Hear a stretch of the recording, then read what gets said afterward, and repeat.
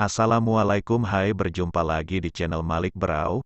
Apa kabar kalian? Saya doakan kita semua dalam lindungan Tuhan Yang Maha Esa.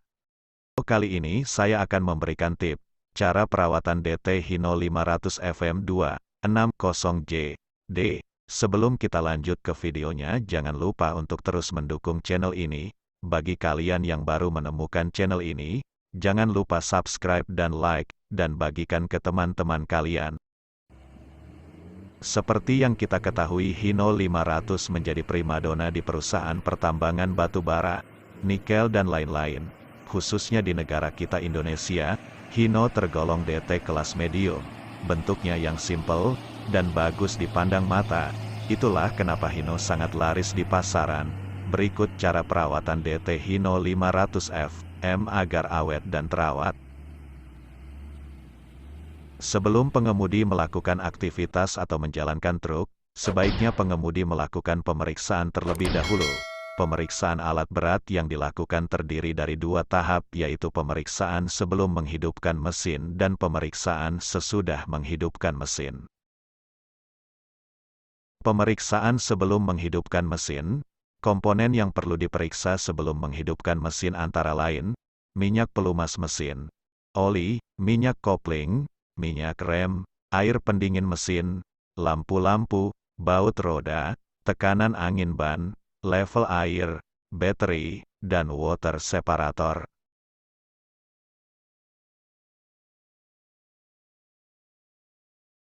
Satu, oli mesin. Pemeriksaan oli mesin wajib dilakukan setiap pengemudi yang akan mengoperasikan atau menjalankan truk. Hal ini perlu dilakukan untuk memastikan bahwa oli yang digunakan untuk pelumasan di dalam mesin cukup. Jika oli di dalam mesin berkurang dapat menyebabkan kerusakan pada mesin. Oleh karena itu oli untuk pelumasan mesin harus diperhatikan. Tambahkan dan jangan jalan sebelum oli di dalam mesin cukup. Untuk mengetahui jumlah kapasitas oli di dalam mesin, pengemudi bisa memeriksa melalui dipstick oli. Cabut dipstick oli dan bersihkan dengan kain lap bersih, kemudian celupkan kembali dipstick ke dalam mesin dan lihat apakah level oli berada antara minimal dan maksimal. Jika level oli pelumas berada di antara minimal dan maksimal, berarti oli di dalam mesin sudah cukup. Tetapi jika level oli berada di bawah garis minimal, berarti kurang dan segera tambahkan. 2. Kopling. Minyak kopling adalah merupakan hidraulis yang digunakan bersamaan dengan pneumatic system pada servo clutch untuk memudahkan pengemudi memindahkan gear melalui pedal kopling. Cek level minyak kopling yang tersimpan di tabung. Jika berkurang dari semestinya, menandakan adanya kebocoran. Langkah yang perlu dilakukan adalah mengecek sistem kopling dan segera isi kembali sampai pada batas minimal dan maksimal. 3. Sistem rem. Pada truk yang dilengkapi pneumatic system, truk tidak lagi menggunakan minyak rem tetapi sebagai penggantinya pengereman dilakukan menggunakan sistem angin. Pengemudi sebelum jalan cukup mengisi angin pada tabung secara penuh yang dapat dilihat melalui pressure gauge. Tekanan angin dan tekanan angin harus berada antara 8 sampai 12 bar. 4. Mesin. Periksalah air pendingin mesin pada tabung ekspansi, guna memastikan bahwa air yang digunakan untuk mendinginkan mesin cukup. Air yang ada di dalam tabung harus berada di antara level minimal dan maksimal, tidak boleh lebih atau kurang dari ukuran. Jika air yang ada dalam tabung ekspansi berkurang, akan menyebabkan mesin panas yang ditandai gemuruh air mendidih dan uap naik serta jarum penunjuk temperatur naik. 5. Roda. Pastikan baut roda truk yang akan dioperasikan tidak kendor. Jika ada yang kendor, kencangkan sebelum jalan karena baut roda yang kendor akan merusak velg ban dan lubang baut lainnya.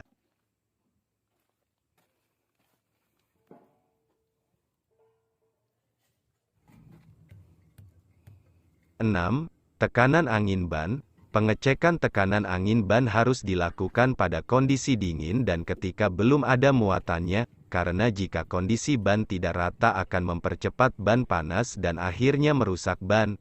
Pastikan angin ban sesuai dengan ukuran yang tertera di samping roda. 7. Baterai. Pemeriksaan pada baterai perlu dilakukan untuk memastikan electrical system pada truk terpenuhi. Cek level cairan elektrolit dan pastikan cairan elektrolit berada di antara level minimal dan maksimal. Jika cairan berkurang, segera tambahkan, dan jika di ujung terminal baterai ada kotoran atau korosi, segera dibersihkan. 8. Water separator. Pada injeksi sistem kebersihan bahan bakar sangatlah diperlukan agar performa mesin tetap terjaga dalam situasi dan kondisi apapun. Untuk melihat adanya kotoran maupun cairan yang terjadi akibat kondensasi, pengemudi dapat melihat melalui gelas kaca yang ada di samping tangki bahan bakar. Alirkan air atau kotoran yang ada di dalam gelas water separator. Setelah pemeriksaan di bagian luar kabin selesai dan tidak ada kekurangan, pengemudi selanjutnya dapat menghidupkan mesin dengan memutar kunci kontak ke posisi on dan tunggu beberapa saat sampai lampu indikator padam, kemudian pengemudi bisa untuk menghidupkan mesin truk. Pemeriksaan setelah mesin hidup.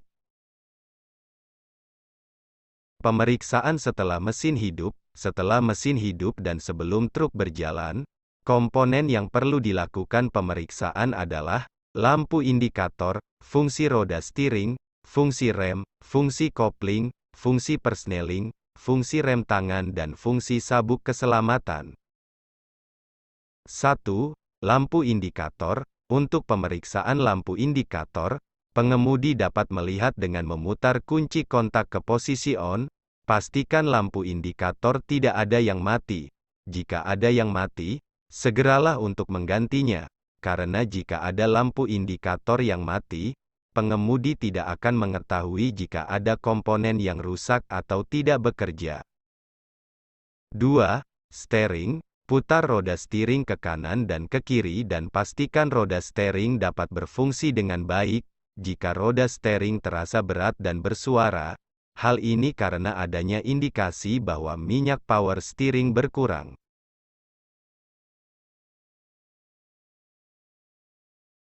3. Fungsi rem. Pengecekan rem dilakukan untuk mengetahui seberapa baik fungsi rem untuk memperlambat dan menghentikan roda dengan jarak pengereman pendek.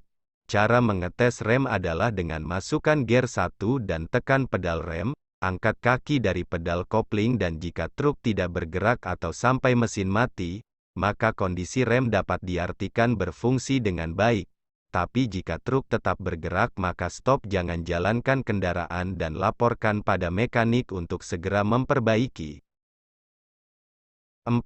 Kopling. Cara mengecek kopling dapat dilakukan sebagai berikut: menginjak pedal kopling, memasukkan gear 1 atau 2 dan mundur, memastikan gear dapat masuk dengan mudah, menunggu beberapa saat, memastikan apakah ada suara. Jika gear dapat masuk dengan baik dan tidak adanya suara, menandakan bahwa kondisi kopling masih berfungsi dengan baik.